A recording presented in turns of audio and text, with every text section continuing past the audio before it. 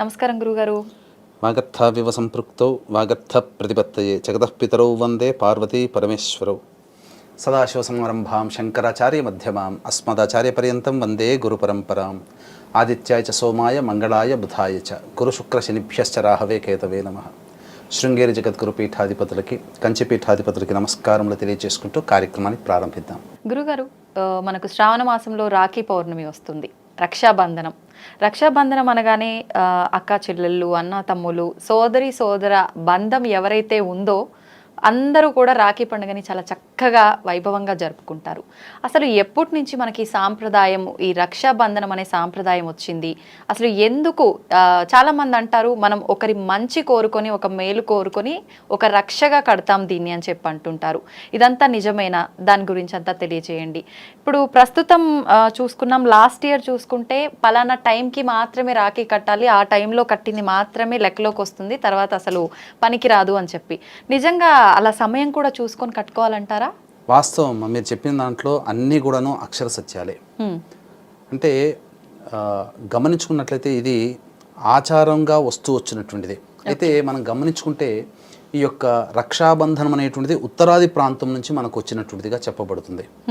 అసలు మన ఈ తెలుగునాట అనగా ఈ దక్షిణాది రాష్ట్రాలలో ఈ యొక్క రాఖీ పౌర్ణమి అనేది కంటే కూడా ఉపాకర్మ లేదా శ్రావణ పౌర్ణమి అనేటువంటి విధానంతో మనకు ఆచరించే విధానంగా ఉంది. అంటే పూర్వకాలంలో ఈ యొక్క యజ్ఞోపవీత ధారణ కలిగినటువంటి కుటుంబాలలో ఉత్తరాయణంలో ఉపనయన సంస్కారం జరిపించి శ్రావణ పౌర్ణమికి ఆ యొక్క ఉపనయన సంస్కార వ్రతము సమాప్తం చేసి ఉపాకర్మగా దాన్ని చేసి తర్వాత విద్యాలయాలకి పంపేవాళ్ళు.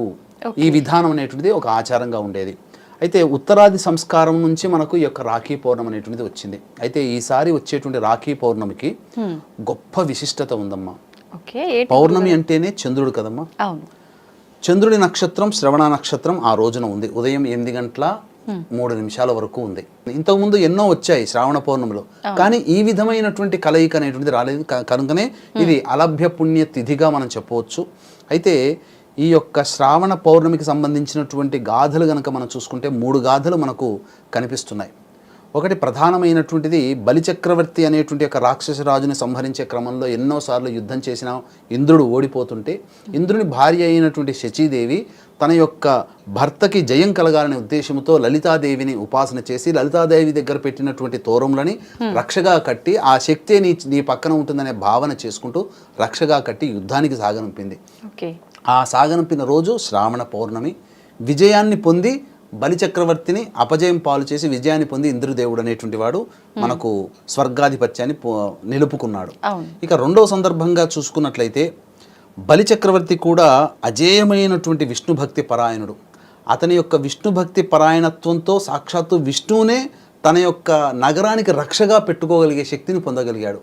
వైకుంఠం నుంచి వెళ్ళిపోయినటువంటి ఆ విష్ణు భగవానుడు జాడ తెలియక లక్ష్మీదేవి భాసిల్లుతూ ఉంటే అప్పుడు బలిచక్రవర్తి దగ్గర ఉన్నటువంటి విషయాన్ని తెలుసుకొని సాధారణమైనటువంటి గృహిణిగా వెళ్ళి ఆ యొక్క బలిచక్రవర్తికి రక్షగా కట్టి నా భర్తని నాకు ఇవ్వుగా అని చెప్పి రక్షగా కట్టింది. అంతటా వచ్చిన అమ్మాయి సాక్షాత్తు మహాలక్ష్మి అని భావించి తిరిగి ఇచ్చినటువంటి వాగ్దానం చేత మళ్ళీ విష్ణు భగవాన్ని లక్ష్మీదేవికి ఇచ్చి పంపించారు. ఆ రోజు శ్రావణ పౌర్ణమి. అందుకనే రక్షగా కట్టేటప్పుడు ఏం చదివింది ఆ లక్ష్మీ అమ్మవారు అంటే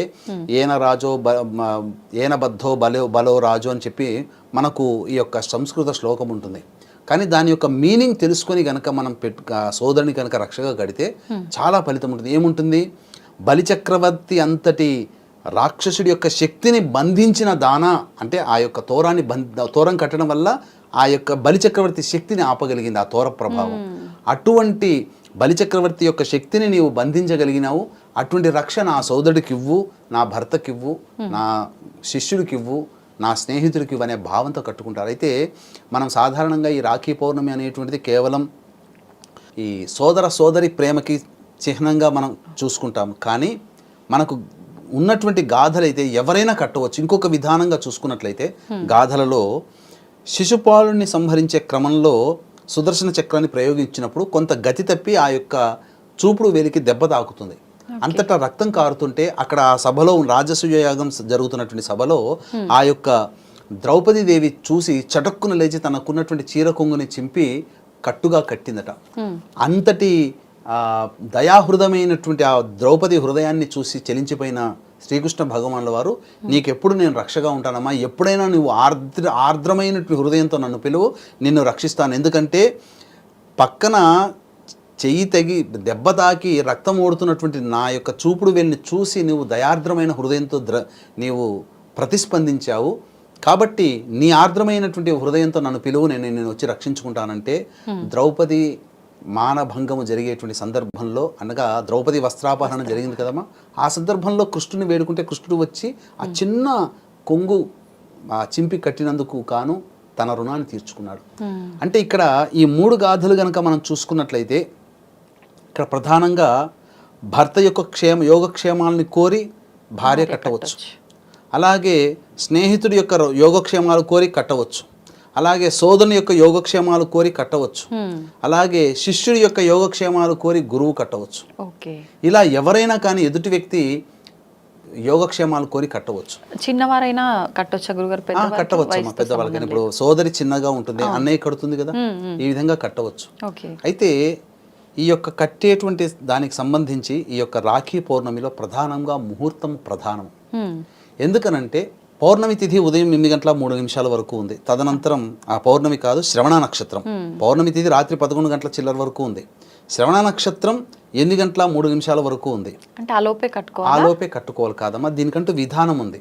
తదనంతరం అంటే గత రాత్రి నుంచే భద్రాకరణం అనేటువంటిది వచ్చిందమ్మా. అంటే గురుగారు ఈ యొక్క పంచాంగములు అంటే తిథి, వారము, నక్షత్రము, యోగము, కరణము, ఈ 5 కలిస్తేనే పంచాంగం. కానీ మనం ఎక్కువగా తిథికి నక్షత్రానికే ప్రాధాన్యత ఇస్తున్నాం, వారానికి ఇస్తున్నాం, యోగ కరణాలకు ఇవ్వట్ల. కరణములలో కూడా భద్రాకరణం ఒకటి ఉంటుంది. ఈ భద్ర అనేటువంటిది ఏంటంటే మనకు చెప్పబడినటువంటిది పూర్వము రామరావణ సంగ్రామంలో ఈ భద్రాకరణం ఉన్నటువంటి సమయంలో శూర్పణఖ రావణాసుడికి రక్షగా కట్టింది కాబట్టే రామరావణ సంగ్రామంలో రాముని చేత చంపబడ్డాడు.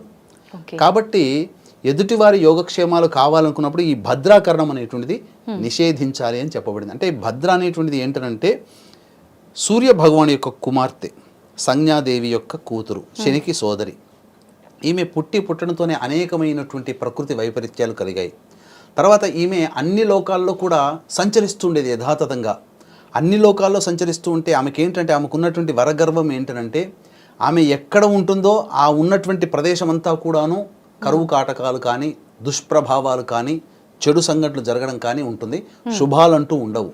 కాబట్టి ఈ యొక్క భూలోకంలో స్వేచ్ఛగా సంచరిస్తే ఈ భూలోకంలో శుభమే అంటూ ఉండదు. కాబట్టి బ్రహ్మదేవుడు ఏం చేశాడంటే నీకంటూ ఒక సమయాన్ని కేటాయిస్తున్నాను, ఒక కరణంలో ఒక ప్లేస్ని నేను ఏర్పాటు చేస్తున్నాను, ఆ సమయంలో మాత్రమే నీవు ఉండు, తద్వారా ఎవరైతే శుభకార్యాలు చేసుకుంటారో వాళ్ళ శుభకార్యాలను చెడగొట్టమ్మా, నీకు ఆ శక్తి ఉంది కాబట్టి ఆ సమయంలో నువ్వు చెయ్యని చెప్పి వరం ఇచ్చాడు. ఆ విధంగా భద్రాకరణం ఉన్నటువంటి సమయంలో ఎటువంటి శుభకార్యాలు చేయకూడదు. అయితే ఈ రాఖీ పౌర్ణమి భద్రాకరణంతో సహా వచ్చింది. ఎప్పటి వరకు ఉంది? మధ్యాహ్నం 1:38 నిమిషాల వరకు ఉందమ్మా భద్రాకరణం. కాబట్టి ఈ సమయం వరకు కూడా మనము కట్టకూడదు. కాబట్టి ఏ సమయంలో కట్టాలి అనంటే దీనికి ఒక విధానం కూడా ఉందమ్మా. కాబట్టి ఆ రోజున దుర్ముహూర్తము ఉదయం 12 గంటల చిల్లర నుంచి 1:15 నిమిషాల వరకు ఉంది. మళ్ళీ తిరిగి 3 గంటల 3 నిమిషాల నుంచి 3 గంటల 54 నిమిషాల వరకు ఉంది దుర్ముహూర్తం, కాబట్టి కట్టకూడదు. భద్రాకరణం ఏమో 1:35 నిమిషాల వరకు ఉంది, మరి ఆ సమయం వరకు కట్టకూడదు. మళ్ళీ ఈ యొక్క దుర్ముహూర్తం అనేటువంటిది 3 గంటల చిల్లర ఉంది, 3:15 నిమిషాల నుంచి 3:54 నిమిషాల వరకు ఉంది. మరి ఏ సమయంలో కట్టాలి అని అంటే దీనికంటూ కూడా మనం శాస్త్ర ప్రమాణాన్ని అనుసరించి కొంత సమయం అనేటువంటిది తీసుకున్నాం. ముఖ్యంగా హోర బాగుండాలి, ఆ కట్టే సమయానికి లగ్నం అనేటువంటిది చాలా చక్కగా ఉండాలి, అంటే అష్టమ శుద్ధి అనేటువంటిది ఉండాలి. దీనికంటూ కూడా ఒక విధానం ఉందమ్మా. ఆ విధానాన్ని అనుసరించి గనక ఏ సోదరి అయితే, ఏ స్నేహితురాలైతే, ఏ యొక్క గురువైతే, ఏ యొక్క భార్య అయితే తన వాళ్ళకి కడుతుందో వాళ్ళకి ఖచ్చితంగా దైవానుగ్రహం కలుగుతుంది. కాబట్టి దైవానుగ్రహాన్ని అందించే విధి విధానాన్ని మనం తెలుసుకుందాం. ముఖ్యంగా వీక్షించేటువంటి ప్రేక్షకులకి ఈ నెల 17వ తారీఖు రోజున, 31వ తారీఖు రోజున శని త్రయోదశులు ఉన్నాయి. కాబట్టి సంధ్యా సమయంలో సాయంత్రం 4 గంటలకి ఈ యొక్క సంబంధించి మా పీఠమాధుర్యంలో వృషభ మిథున కర్కాటక సింహత్తుల వృశ్చిక మకర కుంభమీన రాశిలో జన్మించిన వారికి శనిదోష పరిహారార్థమే శనీశ్వర హోమం, అఘోర పాశుపత మంత్ర హోమంతో పాటు విద్య, వివాహ, ఉద్యోగ, దాంపత్య, అనారోగ్య సమస్యల నివారణకి 18 రకాల హోమాలు కేవలం 1500 రూపాయల రుసుముకి చేయించడం జరుగుతుంది. అలాగే ప్రతి నెల మా ఆధ్వర్యంలో జరిగే కార్యక్రమాల్లో మీ కుటుంబ సభ్యుల గోతనామాలు నమోదు చేసుకోవచ్చు. అవకాశం ఉన్న వాళ్ళు కార్యక్రమ తదనంతరం కాంటాక్ట్ చేయవచ్చు. ఇక మనం విధి విధానాన్ని కనుక చూసుకున్నట్లయితే పౌర్ణమి తిథి ఆ రోజున ఉంది. శ్రవణ నక్షత్రం ప్రధానం కదమ్మా. సూర్యోదయం కంటే ముందే లేచి కాలకృత్యాదులు తీర్చుకొని ఆ రోజున మీరు 3 తమలపాకులు, 2 వక్కలు మరియు పసుపు బుద్ధతో గణపతిని తయారు చేసుకొని 9 ముడులు ఉన్నటువంటి విధానంగా 3 తోరములు తయారు చేసుకోవాలి. 3 తోరములు తయారు చేసుకోవాలి. అలాగే రాఖీ కట్టడానికి పూర్వకాలంలో బంగారంతో చేసినదైనా కానీ వెండితో చేసినదైనా కానీ కట్టమని శాస్త్రం చెప్పింది. అయితే అందరికీ బంగారం శక్తి ఉండదు కాబట్టి వెండి అయితే 300-400లో దొరుకుతుంది. ఒక రాఖీ చిన్నపాటిది దొరుకుతుంది. దాన్ని తెచ్చి పెట్టుకోవాలి. పెట్టుకొని ఏ స్త్రీమూర్తి అయితే ఎదుటివారి యొక్క యోగక్షేమాలు కావాలని కోరుకుంటుందో ఆ స్త్రీమూర్తి లలితా సహస్రనామము కానీ, గౌరీ సహస్రనామము కానీ, లేదా లలితా త్రిశతి కానీ, దుర్గా సహస్రనామ పారాయణంతో ఆ తోరములని రాఖీని పూజ చేయాలి. ముందుగా గణపతి యొక్క అనుగ్రహం తీసుకోవాలి. ఆ పూజ చేసిన తర్వాత 8 గంటల లోపల పూర్తి చేసుకోవాలమ్మా. చేసుకున్న తర్వాత ఇక ఏ సమయంలో రాఖీ కట్టాలి అని అంటే మధ్యాహ్నం సమయంలో శుభ సమయం ఉంది కాబట్టి అప్పుడు మీరు ఎవరినైతే రాఖీ కట్టాలనుకున్నా వారిని ఇంటికి సాధారణంగా ఆహ్వానించండి. వారికి ఇష్టమైనటువంటి వంటకాలు, భోజనం అనేటువంటిది ఏర్పాటు చేయండి. భోజనం ఏర్పాటు చేసిన తర్వాత అప్పుడు తూర్పు ముఖంగా ఆ వ్యక్తి కూర్చోవాలి. సోదరుడా, భర్త, శిష్యుడా, స్నేహితుడా, తూర్పు ముఖంగా కూర్చొని అప్పుడు ప్లేట్లో 2 ఒత్తులు వేసినటువంటి దీపపు కుందులు, 2 కుందులు తయారు చేసుకోవాలి. నువ్వుల నూనె వేసి లేదా ఆవు నెయ్యితో దీపారాధన చేయాలి.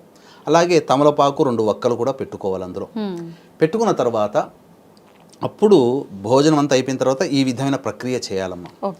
చేసిన తర్వాత తూర్పు ముఖంగా కూర్చుంటాడు కదా, అప్పుడు ఆ తూర్పు ముఖంగా కూర్చున్నప్పుడు మంగళహారతి అద్దాలి. మనం దీపావళి పండుగ పూజలో హారతులు ఎట్లా ఇస్తామో ఆ విధంగా మంగళహారతులు ఇచ్చిన తర్వాత అప్పుడు ఒక పోక చెక్క తీసుకోవాలి. తీసుకొని కుడివైపు నుంచి ఎడమ వైపుగా అతనికి ఉన్నటువంటి దిష్టి పోవాలనే ఉద్దేశంతో తిప్పి ఆ ఒక్క పక్కకు పెట్టేయాలి. ఇంకొక వక్క తీసుకొని మళ్ళీ ఎడమ వైపు నుంచి కుడివైపుకి ఇలా తిప్పి ఆ ఒక్కని పక్కకు పెట్టేసేయాలి. పెట్టేసిన తర్వాత అప్పుడు సూర్యోదయం తర్వాత మనం పూజ చేసుకున్నారు కదా, ఆ యొక్క 3 తోరములు ఉన్న వాటిని ఆ యొక్క రక్షగా కట్టాలి. ఆ యొక్క గుడి చేతికి కట్టాలి.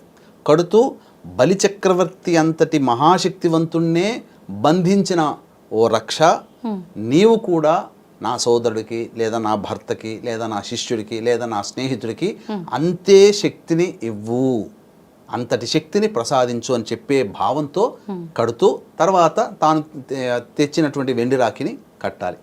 కట్టి ఆ యొక్క సోదరుడికి ఇష్టమైనటువంటి తీపి పదార్థాన్ని నోట్లో పెట్టాలి.